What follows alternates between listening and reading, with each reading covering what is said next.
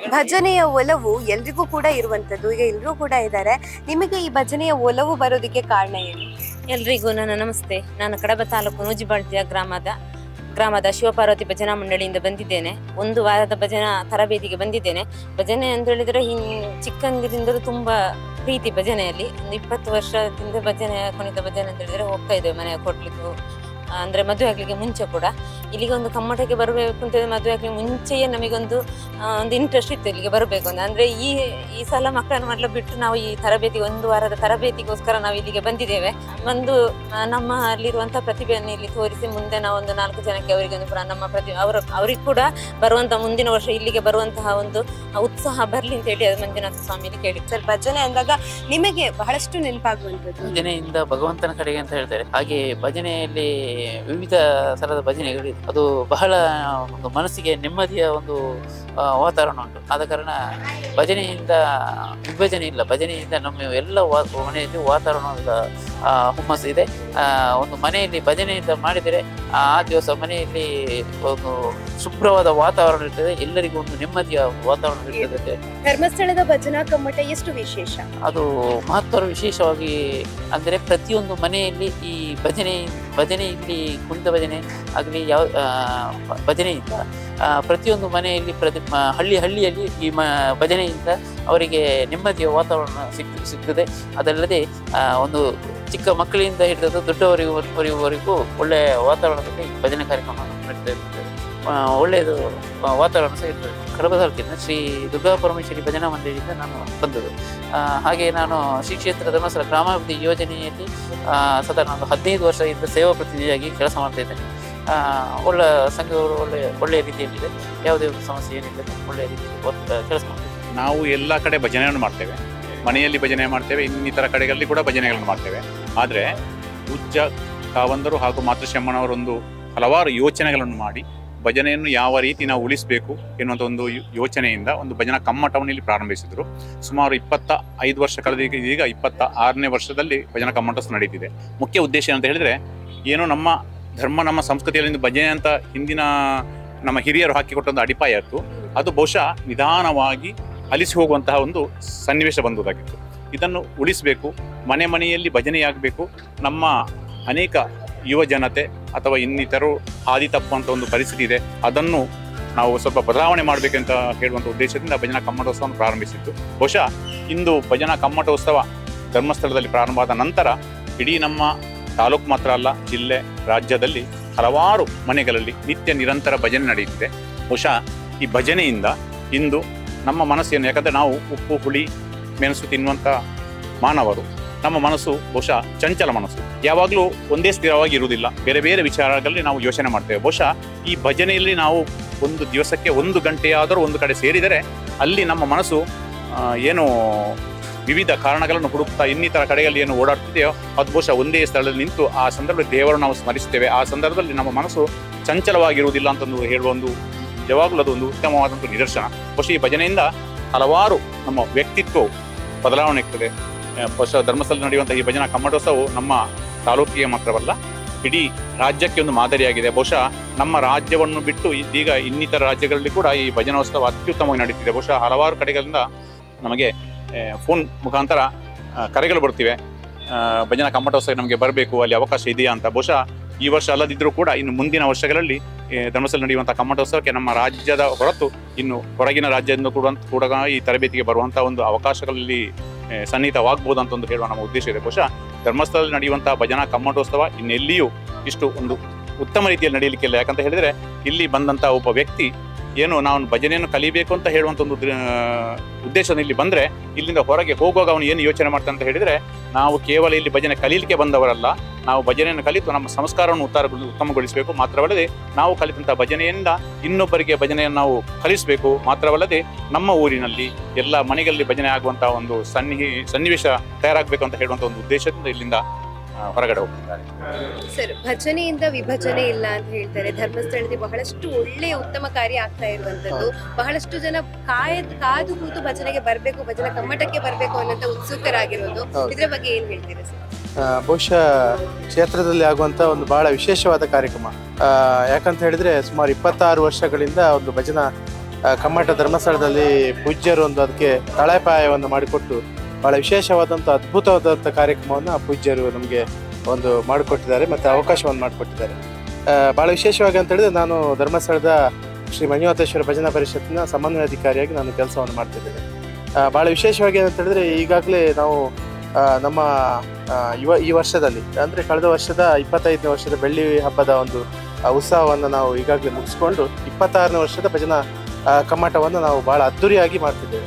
ಯಾಕಂತ ಹೇಳಿದರೆ ನಾವು ಈಗಾಗಲೇ ಗಮನಿಸಿದ ಹಾಗೆ ಭಾಳ ವಿವಿಧ ಭಾಗಗಳಲ್ಲಿ ಅಂತ ಹೇಳಿದರೆ ಉಡುಪಿ ಇರ್ಬೋದು, ದಕ್ಷಿಣ ಕನ್ನಡ ಇರ್ಬೋದು, ಹಾಗೆ ದೂರದ ನಮ್ಮ ರಾಜ್ಯಾದ್ಯಂತ ಈಗ ಉದಾಹರಣೆಗೆ ಬೆಂಗಳೂರು ಇರ್ಬೋದು, ಮೈಸೂರು ಇರ್ಬೋದು, ಹಾಗೆ ಹಾಸನ ಇರ್ಬೋದು, ಮುಂತಾದ ಕಡೆಗಳಿಗೆ ನಾವು ಖುದ್ದಾಗಿ ಭೇಟಿಯನ್ನು ಕೊಟ್ಟು ಅಲ್ಲಿ ಶಿಬಿರಾರ್ಥಿಗಳ ಒಂದು ಆಯ್ಕೆಯನ್ನು ಮಾಡುವಂಥ ಪ್ರಕ್ರಿಯೆಯಲ್ಲಿ ಕೂಡ ಭಾಳ ವಿಶೇಷವಾಗಿ ನಾವು ತೊಡಗಿಸಿಕೊಂಡಿದ್ದೇವೆ. ಸುಮಾರು 40ರಷ್ಟು ಸಭೆಗಳನ್ನು ಈಗಾಗಲೇ ಪೂರ್ವಭಾವಿಯಾಗಿ 40ರಷ್ಟು ಸಭೆಗಳನ್ನು ನಾವು ಮಾಡಿದ್ದೇವೆ. ಮತ್ತೆ ಈಗಾಗಲೇ ನಮ್ಮ ನೋಂದಣಿ ಪ್ರಕ್ರಿಯೆ ನೋಡಿದರೆ ಭಾಳ ಖುಷಿ ಆಗ್ತದೆ. ಯಾಕಂತ ಹೇಳಿದರೆ ನಮ್ಮ ಕಮ್ಮಟದ ಒಂದು ಕಾರ್ಯಕ್ರಮ ಯಶಸ್ವಿ ಆಗ್ತದೆ ಅಂತೇಳಿ ನಾವು ಹೇಳ್ತೇವೆ. ಯಾಕಂತ ಹೇಳಿದ್ರೆ ಈಗಾಗಲೇ ಸುಮಾರು 150ರಷ್ಟು ಸದಸ್ಯರುಗಳು ಈಗಾಗಲೇ ನಮ್ಮ ನೋಂದಣಿಯನ್ನು ಮಾಡ್ಕೊಂಡಿದ್ದಾರೆ. ಇನ್ನಷ್ಟು ಶಿಬಿರಾರ್ಥಿಗಳು ನೋಂದಣಿಯನ್ನು ಈಗಾಗಲೇ ಮಾಡ್ಕೊಳ್ಳಿಕ್ಕಿದ್ದಾರೆ. ಮತ್ತೆ ನಾಳೆ ಆಗುವಂಥ ಕಾರ್ಯಕ್ರಮ ಪೂಜ್ಯರ ಒಂದು ಸಮ್ಮುಖದಲ್ಲಿ ಪೂಜ್ಯರ ಒಂದು ಮಾರ್ಗದರ್ಶನದಂತೆ ಆಗುವಂಥ ವಿಶೇಷ ಕಾರ್ಯಕ್ರಮ ಖಂಡಿತವಾಗಲೂ ಒಳ್ಳೆ ರೀತಿಯಲ್ಲಿ ಆಗ್ತದೆ.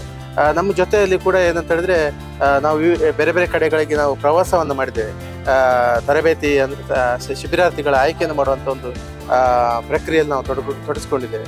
ನಮ್ಮ ಜೊತೆಯಲ್ಲಿ ಅಂತ ಹೇಳಿದ್ರೆ ರಾಜ್ಯದ ಉಪಾಧ್ಯಕ್ಷರು ನಮ್ಮ ರಾಜೇಂದ್ರ ಕುಮಾರ್ ಅವರು ಕುಂದಾಪುರದ ಬಸರೂರಿನವರು, ಅವರು ಕೂಡ ನಮ್ಮ ಜೊತೆ ಬಹಳ ಒಳ್ಳೆಯ ಒಂದು ಸಹಕಾರವನ್ನು ಕೊಟ್ಟಿದ್ದಾರೆ. ಸಭೆಗಳನ್ನು ಮಾಡುವಲ್ಲಿ ಬಹಳ ವಿಶೇಷವಾದ ಆಸಕ್ತಿಯನ್ನು ವಹಿಸಿಕೊಂಡು ನಮ್ಮ ಜೊತೆ ಸೇರಿದ್ದಾರೆ.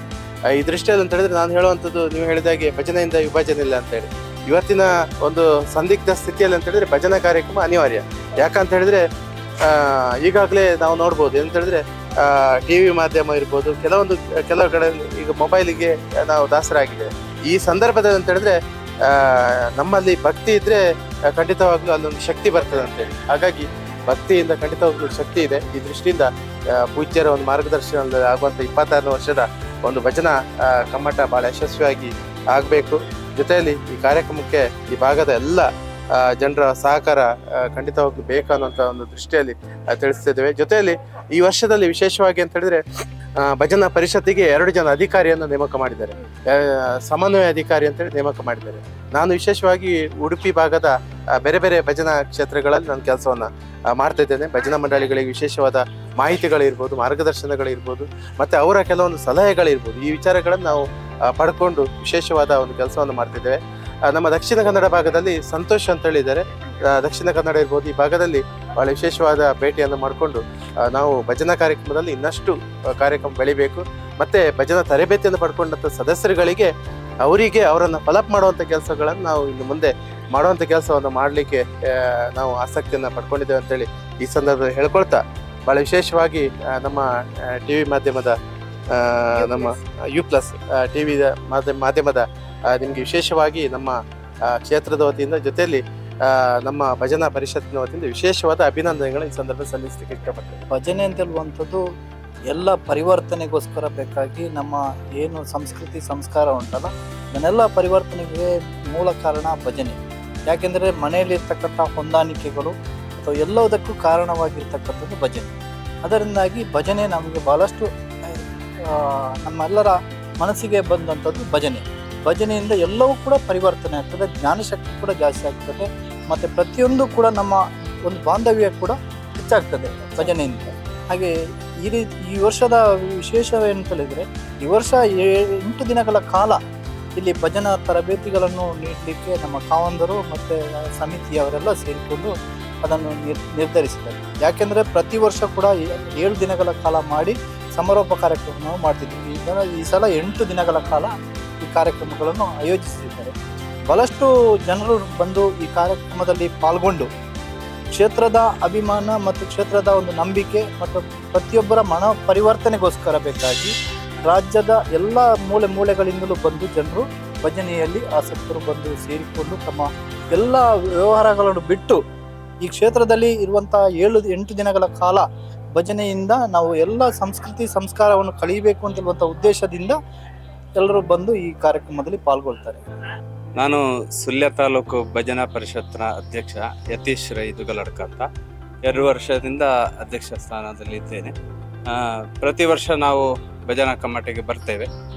ಈ ಸಲ ಕೂಡ ಅತ್ಯಂತ ಒಳ್ಳೆಯ ರೀತಿಯ ಒಂದು ಕಮ್ಮಟ ತರಬೇತಿ ನಡೆಯಲಿಕ್ಕಿದೆ.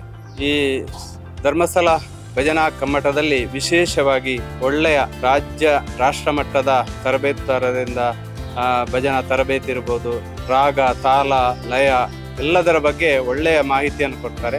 ಅದಲ್ಲದೆ ಜೀವನದಲ್ಲಿ ಒಳ್ಳೆಯ ಆದರ್ಶ ವ್ಯಕ್ತಿ ಆಗುವ ನಿಟ್ಟಿನಲ್ಲಿ ಒಳ್ಳೊಳ್ಳೆಯ ಧಾರ್ಮಿಕ ಉಪನ್ಯಾಸಕರಿಂದ ಉಪನ್ಯಾಸ ಮತ್ತು ಜೀವನ ಮೌಲ್ಯಯುತ ಜೀವನ ನಡೆಸಲಿಕ್ಕೆ ಏನು ಬೇಕೋ ಅಂಥದ್ದೆಲ್ಲ 1 ವಾರಗಳ ಕಾಲ ಇಲ್ಲಿ ಕಮ್ಮಟದಲ್ಲಿ ಸಿಗ್ತದೆ.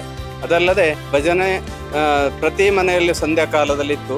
ಅದು ಭಜನಾ ಒಂದು ಆಸಕ್ತಿ ಕಡಿಮೆ ಆಗುವಂಥ ಸಂದರ್ಭದಲ್ಲಿ ಪೂಜ್ಯ ಕಾವಂದರು ಭಜನಾ ಕಮ್ಮಟವನ್ನು ಪ್ರಾರಂಭಿಸೋದರ ಮುಖಾಂತರ ದೇಶದಲ್ಲಿ ಈಗ ಯಾವುದೇ ಕಾರ್ಯಕ್ರಮ ಇರಲಿ ಅಲ್ಲಿ ಭಜನೆ ವಿಜೃಂಭಿಸ್ತದೆ.